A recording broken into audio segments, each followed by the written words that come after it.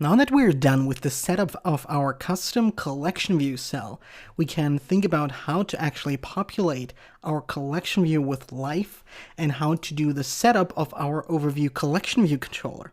And therefore, I already did some cleanup. So if you followed along until this point, have a look at the exercise files and the begin folder from this video, then you can just copy and paste all of the content of this file overview collection view controller.swift into your overview collection view controller.swift file, because all of the template code isn't really necessary. And besides, I really like to structure things like a collection view controller and table view controller with extensions so that I can work inside of my class with the view controller lifecycle, for example, and then have extensions for the collection view data source, for the collection view delegate, and also for the layout delegate, for example.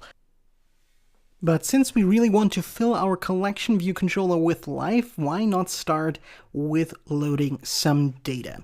And we have a really simple data model here, and I have created some very convenient functions for you that is going to make the loading process very convenient so that we can concentrate on all of the layout and design aspects.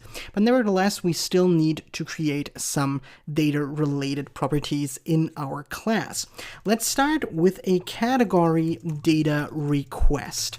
And I have created a data request struct for you that is quite generic, so we can use a type using our category struct right here and initialize that with a data source string. And this is just actually the name of our plist, in that case categories. So we have this generic data request that gets the type category and is going to load data from the data source categories. And if you have a look, there is the categories plist, and in the category plist we always have a name and the appropriate image name that corresponds, of course, with the image name in our image assets folder.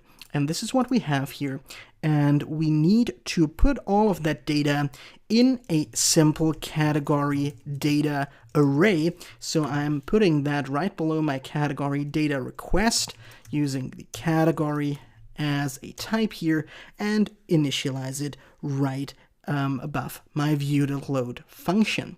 And in viewDidLoad, we're going to call a new function that I call loadData. Just add that right below viewDidLoad, and so that we do not forget to call it, let's call loadData in viewDidLoad. And what we want to do here in loadData is actually use our category data request and perform a very convenient function that's simply called getData.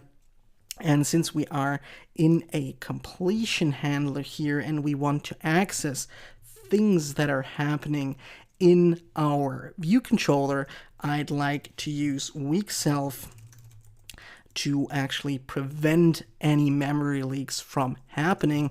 And we're going to use data result as a parameter here to access the actual data result that we get from the category data request.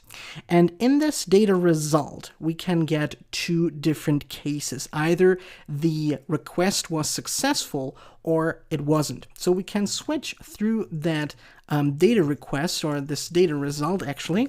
And first of all, let's have a look at the case failure.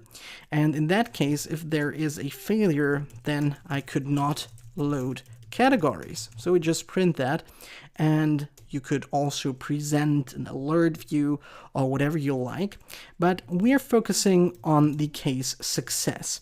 And as you can see, we're getting a type here, which is an array of categories. So here, all we need to do is define this categories array, and this is our case success. And what we can do now is use our weak_self, access our category data, and just assign all the categories. And having the category data array filled with the data that we need actually means that we can use it to populate our collection view. To trigger this, we're using self, collection view, and reload data, and this causes the whole process of number of sections, number of items in section, self for item at index path to be called by the system, which means that we can use these functions of the collection view data source and later the collection view delegate to work with them. We can use these functions to configure how our collection view should look like and how it should actually behave.